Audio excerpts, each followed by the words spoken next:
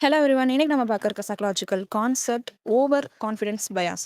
So சிம்பிளா சொல்லணும் அப்படின்னா, தமிழ்ல சொல்லுவோம் இல்லையா? ஓவர் கான்ஃபிடன்ஸ் உடம்புக்கு ஆகாதுன்னு சொல்லிட்டு. ஸோ அதே கதை தான் இங்கேயும். ஸோ கான்ஃபிடன்ஸ்னா என்னது? இப்போ நம்மகிட்ட இருக்க ஒரு எபிலிட்டியா இருக்கட்டும், நம்மகிட்ட ஒரு நாலேஜா இருக்கட்டும். ஸோ அது வந்துட்டு நமக்கு இருக்கு. ஓகே, நம்ம பார்த்துக்கலாம். இப்போ நான் வந்துட்டு ஒரு எக்ஸாம்க்கு நான் படிக்கிறேன் அப்படின்னா, ஒரு பாதி படிச்சிருக்கேன். ஓகே, இத வச்சு நம்ம எக்ஸாம் எழுதிடலாம். ஸோ சூப்பரா எழுதிடலாம்னு சொல்லிட்டு என்கிட்ட ஒரு கான்ஃபிடன்ஸ் இருக்கு இல்லையா? ஸோ அது வந்துட்டு நார்மல். ஸோ இந்த கான்ஃபிடன்ஸை ரொம்ப ஓவரா நம்ம வந்து பேசுவோம் இல்லையா? எக்ஸாஜரேட் பண்றது. ரொம்ப ஓவரா எஸ்டிமேட் பண்ணுவோம். அதாவது இப்போ என்கிட்ட இருக்க ஒரு நாலேட்ஜ் ஓகேவா, ஒரு லிமிட்டடா இருக்கு. ஒரு ஆவரேஜா தான் நான் வச்சிருக்கேன் அப்படின்னா, அதையுமே தாண்டி அந்த நாலேட்ஜ ரொம்ப நான் வந்துட்டு ஓவர் எஸ்டிமேட் பண்றேன். ஃபார் எக்ஸாம்பிள், இப்போ ஒரு ஸ்டூடெண்ட் வந்துட்டு நாளைக்கு எக்ஸாம் அப்படின்னா அவன் படிக்கவே இல்ல சுத்தமா.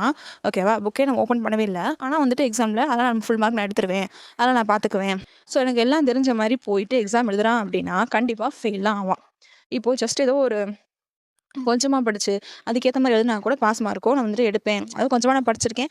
பாஸ் மார்க் நான் இதில எடுப்பேன் அப்படின்னா, அதில ஒரு லாஜிக் இருக்கு, பாசிபிலிட்டீஸ் இருக்கு. ஸோ வந்துட்டு அது கரெக்டான விஷயம், ஒரு நார்மலான விஷயம். எதுவுமே படிக்காம வந்துட்டு அது வந்துட்டு நான் எல்லாம் எல்லாமே எனக்கு தெரியும் அப்படின்னு சொல்லி பண்றது தான் ஓவர் கான்ஃபிடன்ஸ் பயாஸ். அதாவது நம்ம இந்த ஓவர் கான்ஃபிடன்ஸ் எதுக்கு வந்து எப்படி எப்படி வந்து நம்மளுக்குள்ள வருது அப்படின்னா, பாஸ்ட்ல நடந்த ஏதோ ஒரு விஷயம், ஒரு மிராக்கிளா இருக்கட்டும், ஒரு லக்கா இருக்கட்டும், அதில வந்து ஒரு சக்சஸ் கிடைச்சிருக்கும். ஸோ அதே சக்சஸ் வந்து இதே விஷயத்தில கிடைக்கும்னு சொல்லிட்டு அந்த ஓவர் கான்ஃபிடன்ஸ இங்க கொண்டு வருது. ஸோ இன்னொரு எக்ஸாம்பிள் பார்த்தோம் அப்டின்னா, இப்ப நான் வந்து எனக்கு ஒரு சைக்கிள் ஓட்ட தெரியும். ஒரு வண்டி ஓட்ட தெரியும். ஒரு டூ வீலர் வரைக்கும் எனக்கு ஓட்ட தெரியும் அப்டின்னா, இப்ப நான் புதுசா கார் எடுக்கிறப்போ, சரி என்ன நம்ம இந்த டூ வீலர் ஓட்டிட்டோம், அதெல்லாம் ஓட்டிட்டோம். ஸோ கார் அதே மாரி தானே அப்டின்னு சொல்லிட்டு கார் ஓட்டுறாங்க அப்டின்னா, கண்டிப்பா வந்துட்டு ஒரு ஆக்சிடென்ட்ல தான் போய் முடியும். ஏன்னா வந்து டூ வீலர் வேற, ஃபோர் வீலர் வேற. ஸோ இந்த மாரி ஓவர் கான்ஃபிடன்ஸ் வந்துட்டு கண்டிப்பா ஒரு ரிஸ்க்கான பிஹேவியர்ல தான் போய் முடியும்.